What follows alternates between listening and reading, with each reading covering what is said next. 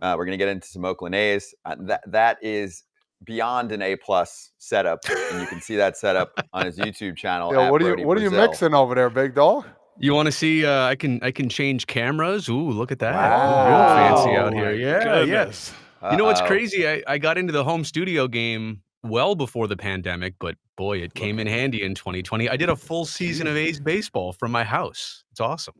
Brody, before Scott, yeah, good. We can't. Scott's this isn't drooling. Scott's normal. This isn't Scott's normal spot. That's normally AJ's spot. He Right. likes how the background tan makes him look tanner. But there is so much jealousy in this single shot right now because let's go back to Brody for a second. I look very tanned, right? No, it's because of your ficus in the background. Oh, Scott yeah. is so. He is. Oh, look at that. He wants more foliage in his background, Oh, and my his God. other shot, he has foliage. So there is jealousy here. How did you know what that was? You guys are burying the lead. There's one more to this. What kind of coloring is behind Brody? Oh yeah, you're always talking about that. He's got the The neon, DJ. ever-changing colors. I'm Mr. Electronic Music. He's freaking My making home me studio- so jealous right now. My home studio is like a teenager's bedroom. It's just that's how it is. It does. And actually, true story, this fake plant has survived from my first college apartment years. So like this thing has been in an attic, it's been in a storage space, like it's lasted 20 years. So I figure I'd give it some love, give it some airtime here. Were you an A's fan 20 years ago when you first bought that plastic plant? I was an A's fan. I'm 42, so I was an A's fan 41 years ago. Went to my first game at the Coliseum in 1982. Wow. Okay, well Yeah. you set me up for that. So in the next 40 years, are you still going to be an A's fan? Oh man, that's a hard question to start with. For me, it's personal and it's professional. And I think quite honestly, if it was just the personal side already, I might have been done with this. Honestly, Yeah. It's the professional side and the curiosity and the fascination with this process, the frustration with this process that's kept me into it on an everyday basis. And by the way, I cover it on my YouTube channel on a daily basis. I want to give you guys a ton of thanks and credit for staying in on this story and all the angles and developments. I mean, you guys have a big national platform and it's growing. And I just to see others also putting attention to it, I give you guys a lot of credit.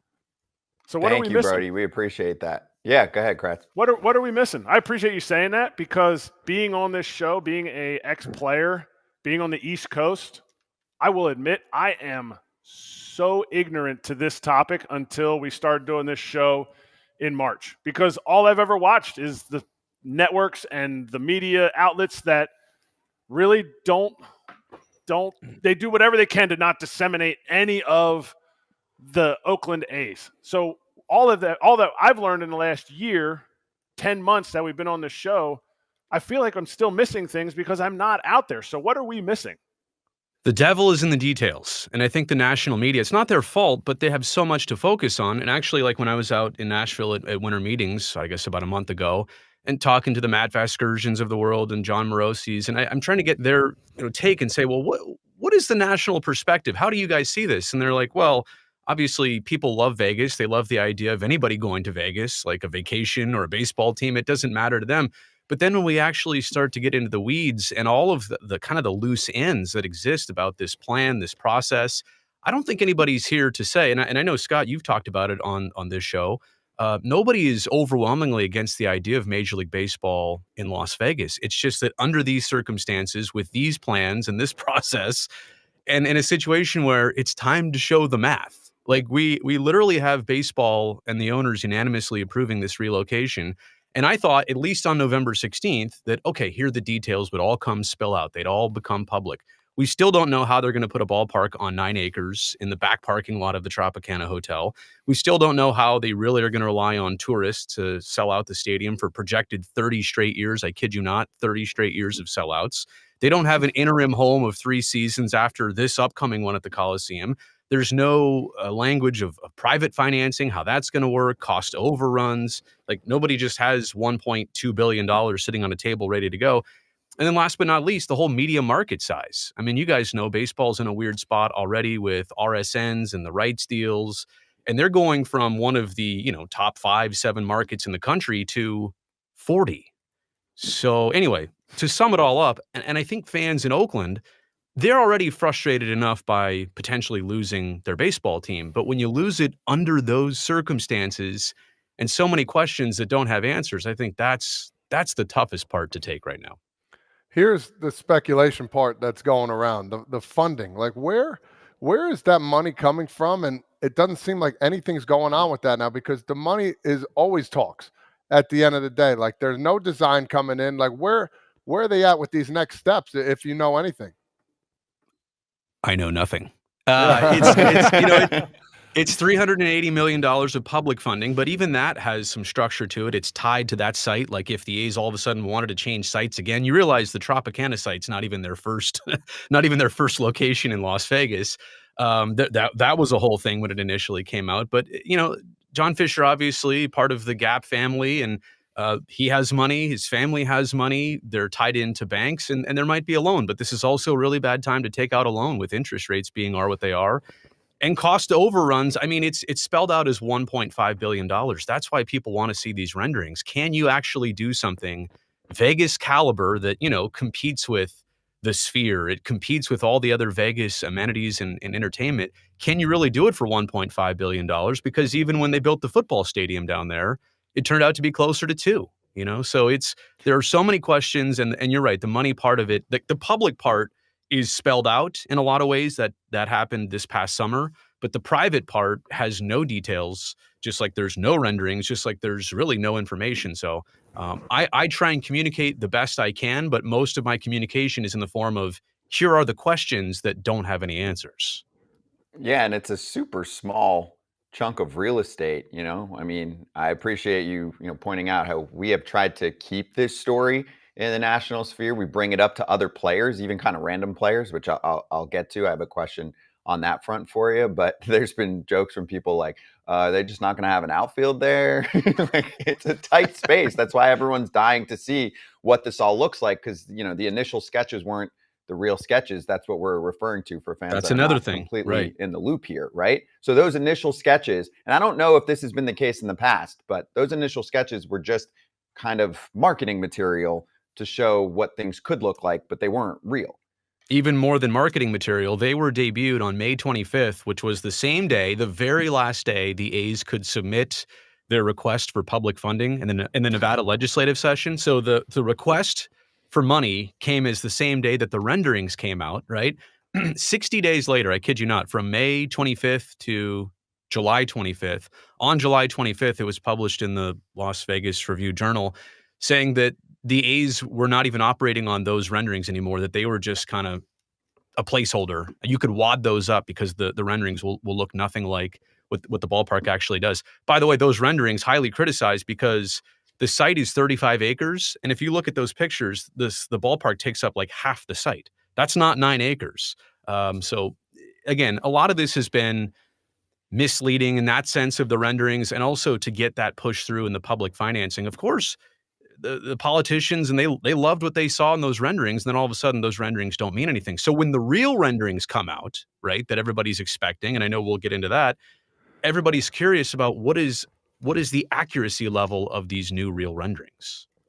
What do you think? I'll go big picture on this one. What do you think is the percentage chance? And it could be incredibly low, obviously, at this point, as things have gotten approved, even though we are still waiting for a lot of clues to be helping us figure out what things will look like in Vegas. What do you think is the percentage chance if there's some massive upset?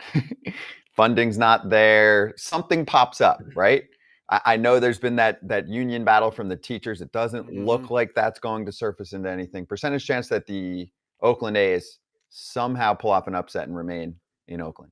So I could answer your question, I think, in 2 different ways, Scott. There's the first one of what's the percentage of Vegas not going through or getting massively delayed.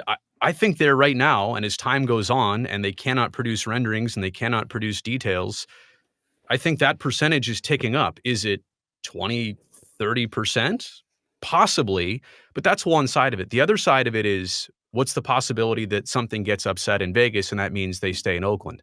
That to me is still such a minimal percentage, if nothing. And I say that only because until the team is owned and run by somebody completely different, I mean, it's been very clear this group wants to get this team out of Oakland. And I think the bridges have already been burned to the extent that I don't see how there's any turning back to Oakland at the current point, the way things currently stand. I'm not going to say it's impossible under some different way, but as things are right now, I don't see them ever coming back. So again, the Vegas side happening or not, that's one part of it. But coming back to Oakland is so far fetched at this point under this group.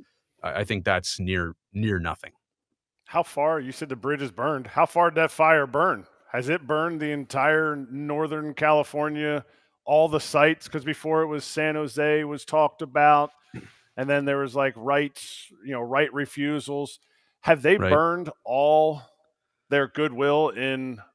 If Fisher continues to be the owner, have they burned all their goodwill in Northern California?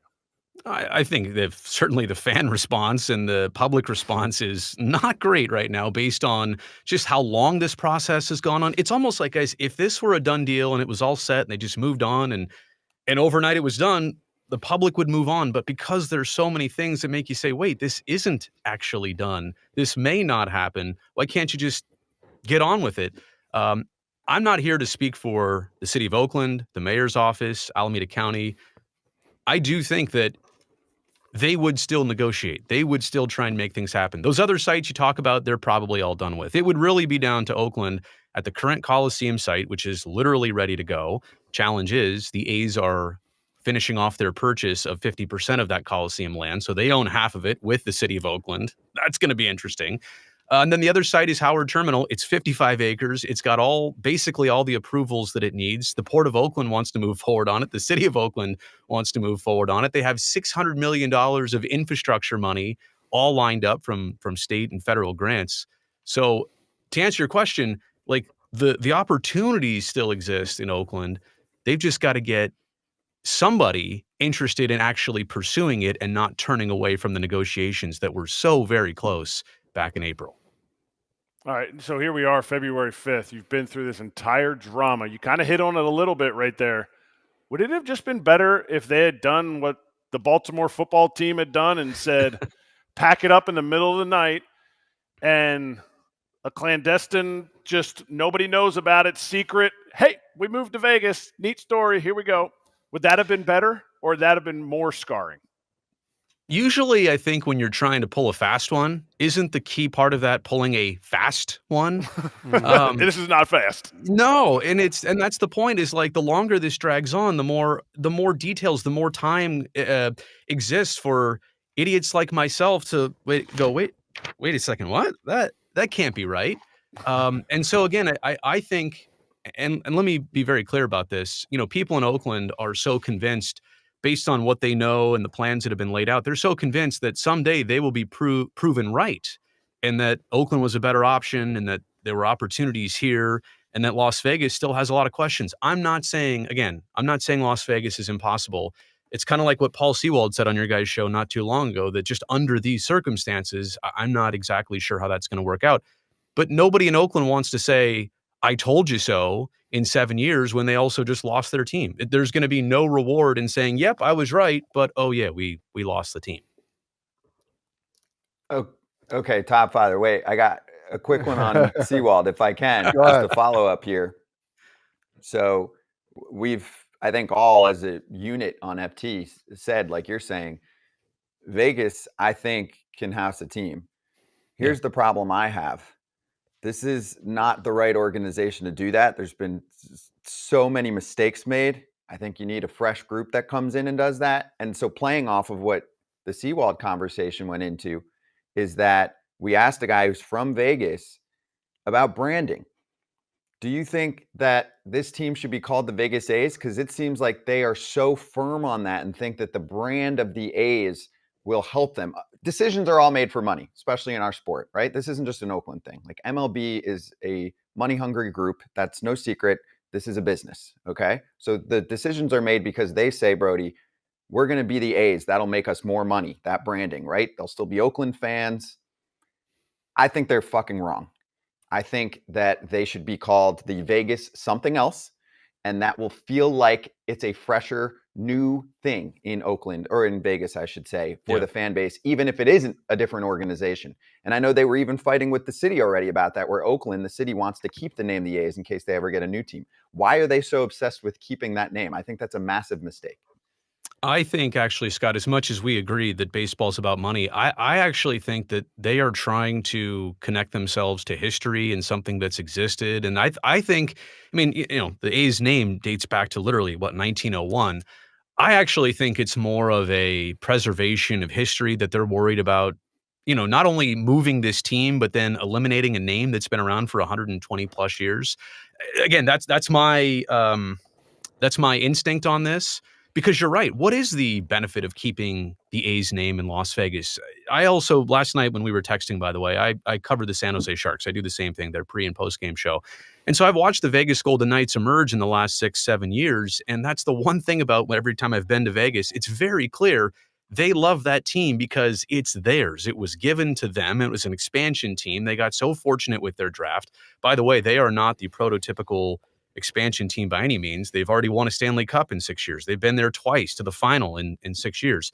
They got fortunate with the way the NHL works in its draft. But people are misled by that down there. They think that success is instant, that the A's will also have that success. They also look at the A's name and say, well, that's not ours. That's existed in Philly, Kansas City, Oakland, and it would be the first team, right, to have the same name across 4 cities. I don't think they want Oakland's and Kansas City's and Philly's leftovers. I really don't. I actually think that's a turnoff to them down there. And so, again, it's amazing to me that, in all of the things that have been expressed, people in Oakland want to keep the name. People in Las Vegas don't really want the name. And yet, you're right. The team is insistent on, nope, we're actually doing this. We're bringing Stomper down with us too. No, not Stomper. Stomper. Keep Stomper. I think Stomper might turn into a spearmint rhino when he's in Vegas, by the way. But oh, you guys got that. I know it. I know what you're talking. I know what you mean there. Many do. Many do, except Eric. I've seen the ads. Beautiful soul. Google it. No, don't Google it. Anyway, don't Google it. That'll mess up your Google this search. Might be. Anyway, what have you heard? I can't even speak anymore. Thanks.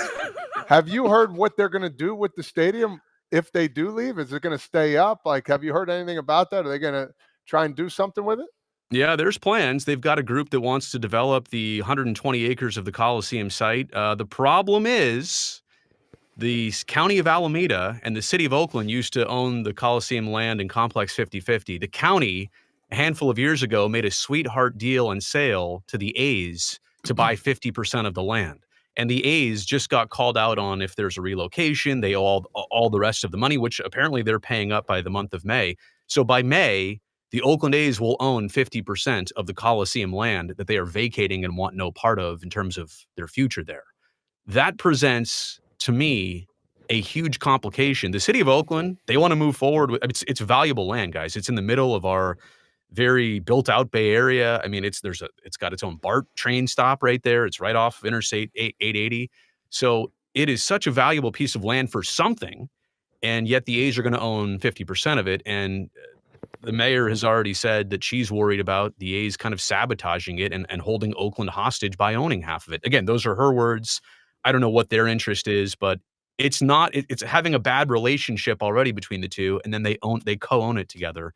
It's not good for whatever the future holds at the Coliseum. All right, so I've got a question for you, Brody, because we've had a lot of players on, and I think most of them are just not in tune with what's going on. It's not really their job. Even the Oakland A's players themselves, and also they can only say so much.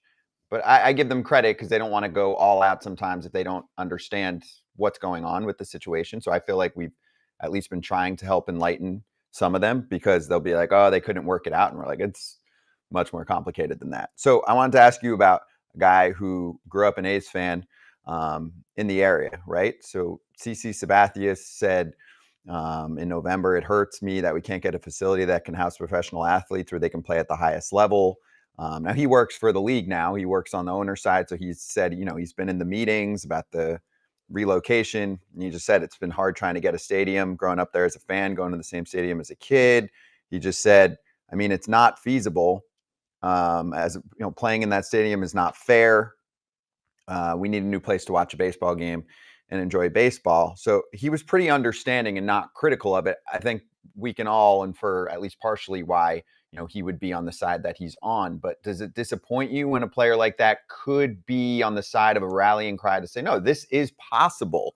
It's not like it is impossible, right? There's not some I don't know, old tablet that we found that says, thou must not have a stadium here if the city doesn't give you $500 million. It is possible to play Major League Baseball in Oakland with a large fan base. So when you see a player like that, in my mind, who could be part of a rallying cry to say, hey, this is not how it should be. We are getting screwed as a city. We are one of the more diverse cities in the country. And that is a big part of what our sport needs to be able to keep connecting with. What were your thoughts? I don't know Karsten Charles Sabathia personally. We have a lot of mutual people that we both know really well. It's just not somebody that so I don't want to speak for CC. But yeah, I saw that when it came out. And I was also quick to understand and realize that he is on the commissioner's ambassador group. Like he's literally not just tied into baseball, but he's literally tied into Rob Manfred's close confidant of now players. I know several other players personally that are in that group. I've talked to them about it, and they don't even want to comment on that, largely in part of just the heat and the temperature of that. To your point, a little bit, and I would also say I'm not sure what education CC has on this topic. He's heard what he's heard. I don't know where he's got it from or how much he's paying attention to this. Yeah, he's a Vallejo guy, so he should. You would think his family and friends that live around here, and you would think that it would get passed on to him. Just, hey, here's the background on this. But again, I also don't know what he's supposed to say. It is so unfair from the player perspective, and I could do a whole deep dive on this. In fact, I just put a video out on my channel this morning actually, about how bad I feel for the players in all of this. They're caught in the middle. It's not their job to worry about the ownership and the stadium, and they don't even know where they're going to play for next year. The team's not spending money to surround them with a good team. They can't even sign a free agent for more than a 1-year deal because nobody wants to take that uncertainty of where's the team going to be in 2025. I mean, clearly CC Sabathia has not had a conversation with Trevor May, but again, I think the player perspective is not what it actually is being said to be right now, if that makes sense. Like whatever quotes and things you'll hear like you guys had Nick Allen on a while back, and he was just kind of quick to kind of just get past that part of the conversation. I don't blame Nicky. I love him. That's not his damn job. And I appreciate you guys for just floating it out there and just seeing, kind of just seeing going fishing a little bit. Maybe he did have something. Maybe he really did want to talk about it. But so many guys are uncomfortable because they just don't know. And I don't expect them to know. And then the problem is people will quote them and they'll take that very seriously. So again, I know it's a long answer, but I think there's a lot to what you mentioned there. Don't feel bad for the players, because as a minor league player, if I had an opportunity to play in the big leagues, for the A's or with Brent Roker, with Langoliers, with Nick Allen, with guys who guys that are big league players, if I had an opportunity and it was the big leagues, I really don't care if it's in Oakland. But let me point this out to you though. Like you're on a team now, and you want to you get one shot at your rookie season or your first couple years, and what is it, like half of big leaguers that are rookies don't even make it to year 5 in the show, right? You want to be able to stay. You want to play in a coliseum that's packed or at least has more than 2,000 fans. You want to be surrounded by a team that spends at least somewhere close to league average on payroll. Like you want to be given an equal platform. I know what your point is, and it's totally understood. I'm just saying that being an Oakland A right now is a different experience than I think 29 other teams. Talk to Christian Yelich about being a Miami Marlin back in when they were still the Florida Marlins. Like the stories that he came out with through there, that stuff never came out until I played with him. He's talking about flying on planes that don't have air conditioning, sweating on these planes. So like what the players in Oakland are going through, yes, they're in the big leagues, but if the ownership never pays for any free agents, I'm never going to say somebody in the minor leagues or somebody in the big leagues is a minor league player, but they have a lot of minor league players that are just like, I forget who it was. Some historian was like, well, we can get rid of all the players in the big leagues and just bring up the next wave of players that would play for a lot less money. They're actually putting that into practice. So, yeah. Well, I mean, they've lost 100 games. Here's perspective for you. In Oakland, since 1968, they've lost 100 games 3 times. Once was 1979. The second time was 2 years ago, and the third time was last season. So it's only happened 3 times. It's now coincidentally happened twice now in back-to-back years. And I'm not a betting man, but I would expect that they'll flirt with 100 losses for a third straight season this year. And you know what? Look, when I talked to David Forst at winter meetings in Nashville, one of my assumptions was that, hey, you must be having a hard time like locking down any free agents or the future of your team externally, because everybody's going to say, yeah, well, if I sign a deal with you 2 or 3 years, where am I going to call home in 25 and 26? And he's like, that's absolutely a problem. It comes up in almost every conversation and negotiation he has. So and look, it's not his fault. Again, there's somebody else I kind of feel for right now. Not his fault. He's in the middle of it. We've been talking specifically Oakland. This is going to kill a fan base in Oakland. Are they going to become Giants fans? I doubt it, but my fear is it's going to kill a area of baseball. I feel like I've seen it because I have connections in some of the small, tiny little podunk towns that lost their minor league teams. We're talking about 2,300 fans a night. But there's a connection to that community with baseball that is wiped off the map now. They may have an independent team. They may have – my fear is kids in Oakland are not going to like baseball. If they don't like baseball now, it's gone without an expansion team coming in the next – it's not happening in the next 5 years. So now it's an entire generation, 5-year generation of kids who will not want to play baseball. And to me, that hurts the entire product. And this is also an owner issue. There's a clip of me on the internet from our post-game show the night that the public money was approved in Las Vegas. And I broke down in tears, and it was not staged or planned or intentional, but I got to talking with Pip Roberts, my co-host and analyst, because I was out in a suburb, San Ramon, earlier that day, and I saw a kid wearing an A's hat. And for the first time, it hit me that in 10 years, if this move happens, you're not going to see any more kids with A's hats. In fact, it's going to quickly taper off and completely taper away. You're literally watching the process of extinction of a fan base, a franchise, traditions. You're watching it happen right in front of your very eyes. And so, to your point, absolutely. And it's not, people say Oakland, and that is that's where the team calls home. But Oakland and the East Bay of the Bay Area is so many other communities between Berkeley and Emeryville, El Cerrito, Hayward, San Leandro, Castro Valley, Dublin, Danville. I can go on and on.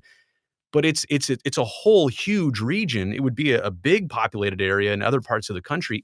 You're right. It is losing the team that's been passed down for at least a couple generations now. And fans have already stated what they're going to do, like this year and beyond. You know, some are saying I'm done. Some are saying I'm going to go to the parking lot and just never go into a game and just boycott that way. I can't tell even fans what to do. I don't know. There's no playbook for this. There's no script. When the Expos went to DC in the early 2000s, that was under a little bit of a different narrative, but that's only happened once in the last 50 plus years in Major League Baseball. So I don't even have advice for fans that say, well, what should I do? I don't even know what I'm supposed to do, quite honestly. I've got 130 pre and post game shows to do this year. I don't know how that's all going to happen, honestly.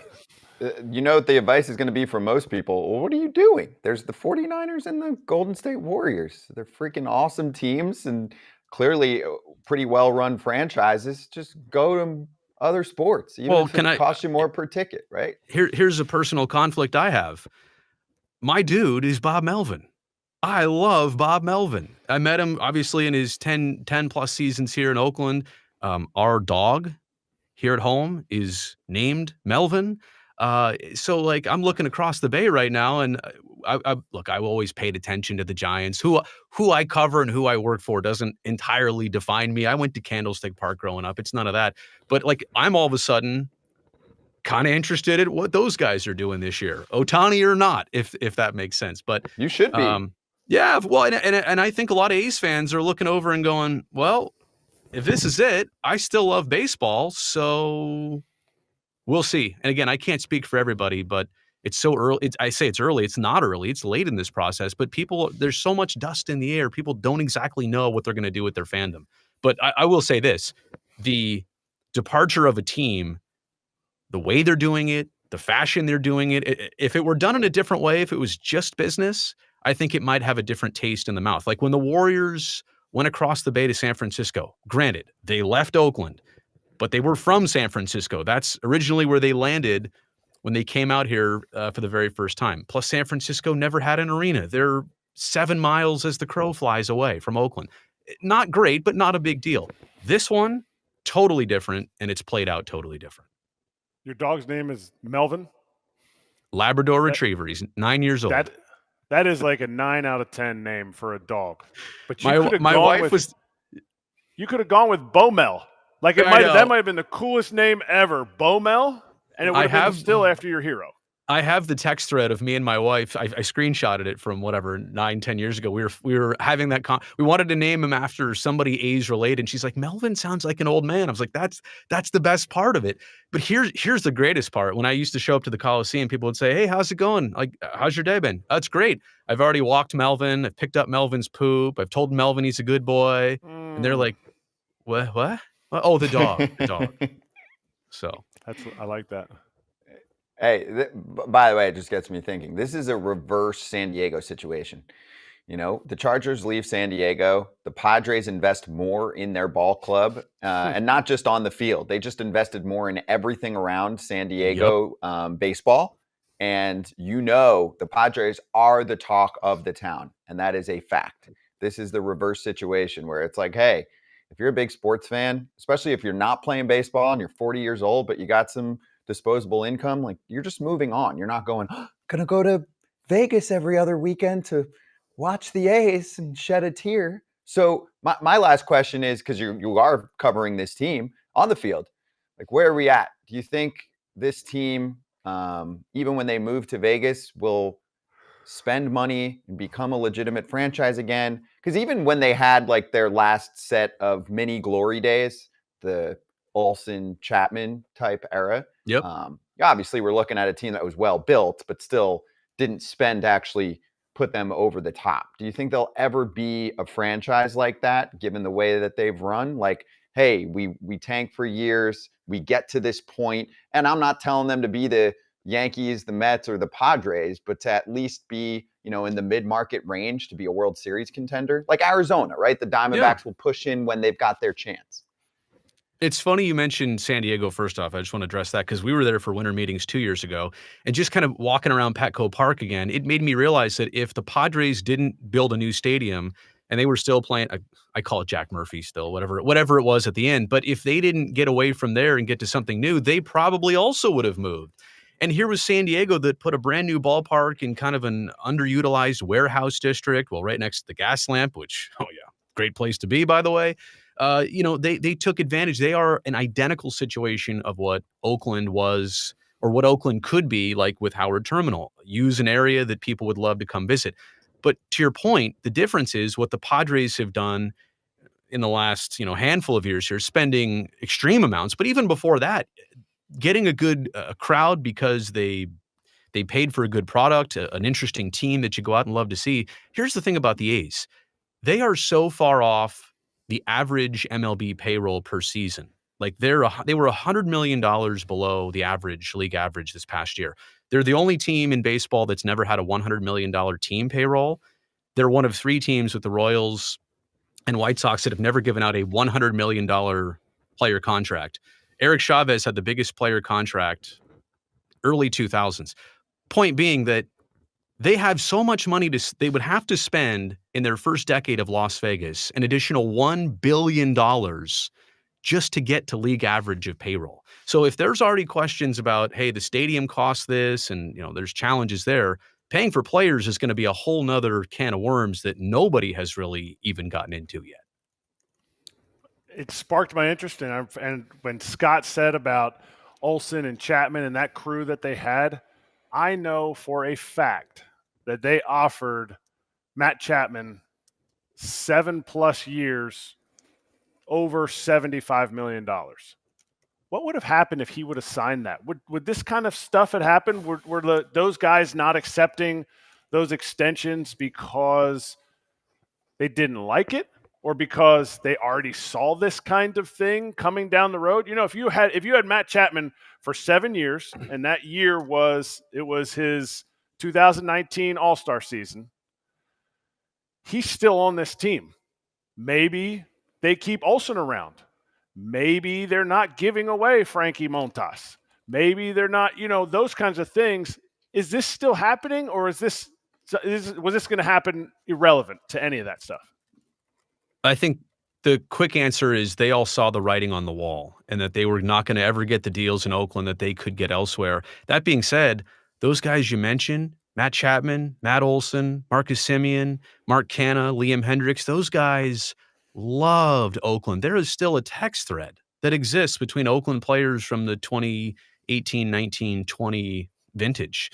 Like, what does that say about the group? They loved their teammates, each other. They loved playing for Bob Melvin. It was going, like, as soon as, honestly, when the work stoppage happened and the lockout happened and they let go of Bob Melvin right before that, it was so clear that they were about to dismantle the franchise again. And actually, you mentioned the Matt Olson contract offer. Do a little research on the Marcus Semien contract offer. It was a layaway type contract. You guys talk about deferrals for Shohei Ohtani. It was a deferral of a different kind. Marcus will pay you $4 million in the first year for year one, and then we'll pay you it was almost like a Bobby Bonilla deal, but it wasn't even that much money. And this is your homegrown shortstop. Look what Marcus has turned out to be, a World Series champion, and so on, Gold Glover. But the writing was on the wall for those guys that their time was not long. And I think in the back of their minds, it was, let's try and hurry up and win here if we can, because we're never going to get the support that we deserve. So my last thought here is one based on what you said about the payroll. If they're not good, especially from the jump in Vegas, they will not go to the games. You will set even that franchise and that city's baseball back. So that is a major, major issue. There is so much shit to do in Vegas. You need to grab them right from the jump. And even the best teams that have the strongest fan bases, if they tank and they don't win games for a while, you lose people. It's just how it is. And the other thing, lastly, is Todd Father. Were you a Nets fan growing up? I was. New Jersey Nets? Was. Oh, yeah. At old Continental Airlines Arena? Continental Airlines Arena. Big-ass Nets fan, right? Even for the shitty times when it was Stephon Marbury and nothing else, and we were terrible. Van and then Horn it was with the Jason high Kidd, sock. Van Horn, Kenya Martin, whatever, right? All that. They moved to Brooklyn. It's cool. I've been to some Brooklyn Nets games. I love it. But I don't care if they win or lose. No. And my basketball fandom went down once they left. I'm a Jersey guy. And once they went there, it's not like a jump across. I mean, it is a jump across, but it takes forever to get there. Yeah. It wasn't the same for me anymore. And that's basically that's what's going to moving happen. to a very close situation. This is Oakland to Vegas. That's what will happen. You'll lose them. There's even one more thing. There's one more thing to consider. Brooklyn doesn't have Tiesto performing right up the street, if you know what I'm saying. There is so much competition for entertainment in Las Vegas. If you're the A's and you're saying, well, the Giants and their baseball stadium is too cool for us and ours, what's going to happen when you're in the entertainment capital of the world? How are you going to compete with that? You won't. Cirque du Soleil is going to just crush you because they never lose. They win every night. They nail that freaking flip every night. It's a great spot. Not every night. Blue Man Group doing their little thing, whatever they do. They don't lose. And it's a slow burn too. It's like, I'll watch them, and then like as the months and years go by, you're like, I'll root for the Knicks, whatever. You know what I mean? Like that's what's gonna happen. 100%. It's a slow fade. It's a slow fade. It went away. I think they love Ohtani and the Dodgers in Vegas right now. Everybody's been saying this is a Dodgers town. And now that they've got Ohtani and Yamamoto, it's like, I think some people in Vegas would rather jump on that brand new bullet train to LA, spend a night there, rather than go see a $47 million team in the Las Vegas A's. Couldn't be more accurate there. I'm telling you, Brody. And I'll finish with this. We got Last Dive Bar with a super chat said, Brody, invite FT to the February 24th Fan Fest in Oakland by LDB in the Oakland 68th. What does that mean? It's not a fan fest. It's fans fest, as in they're the ones putting it on. I mean, you guys know that every team, right, usually has a fan fest. January, February. The A's used to have one. In fact, the Giants are having 3 different ones this year. for the last couple of years. And I think, partly for obvious reasons and some for unfortunate reasons, the A's have just decided we're not going to do anything for the fans. It's going to stir up more worse than it is anything good for us. And so the fans, each of the last 2 years, last year and this year, have put together their own fans fest. The 68s is the fan group. Last Dive Bar is a merchandise operation. They celebrate the heritage of the Coliseum. So literally, I don't want to speak for them and what they're planning, but like they have the city involved. They're shutting down Jack London Square. They're putting on their they don't mess around. Like that just goes to show you they are doing their own fans fest. Late February, that's happening. So they're the same that's what that's all about. They're doing the lockout or whatever opening day. Oh, right? for opening day, the Correct. party it's going to be the best tailgate on the planet. It's going to be freaking awesome. You know what? I'm going to go. Fuck it. You only live once. I'm going to one of those events. Okay. What? I marked it. I'm going to one of those events. FT Live. I'll be a reporter there. And if we can do a show there, great. I'm going. I'll pay myself there. So don't worry about it. I'm going. I'll figure it out. Right? Come stay at my house. Anything you need, call Uncle Brody. I'm down. I want to stay in that room. Put the camera on your head though when you go around. Dude, I'm down. I'll bring the GoPro, the whole deal. I like that a lot. But yeah, there you go. This was important though, Brody. And obviously I'll be on your show next week. So we do this for the city of Oakland and the fan base there, but also for the game of baseball. Because that's the problem here too, that I think we documented pretty well, is that this hurts our sport and the young fans of our sport, the business of our sport, the whole deal. It's just that we don't get to make those calls.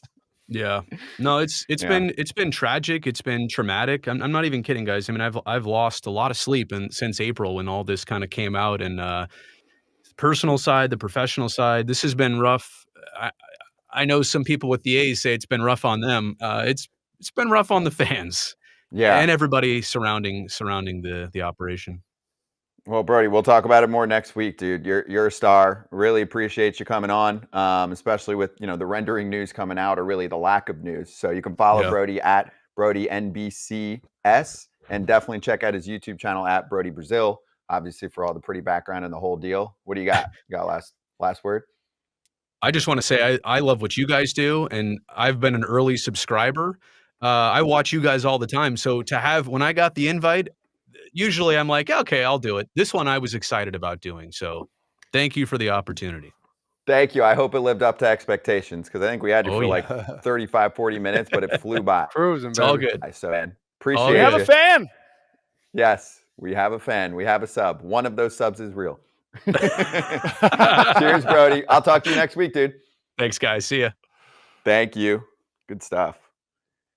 I think that's important. I think there's a lot of people that are not keeping up with the story, especially because there is news fatigue more than ever in our worlds, right? Most stories expire in like 5 seconds.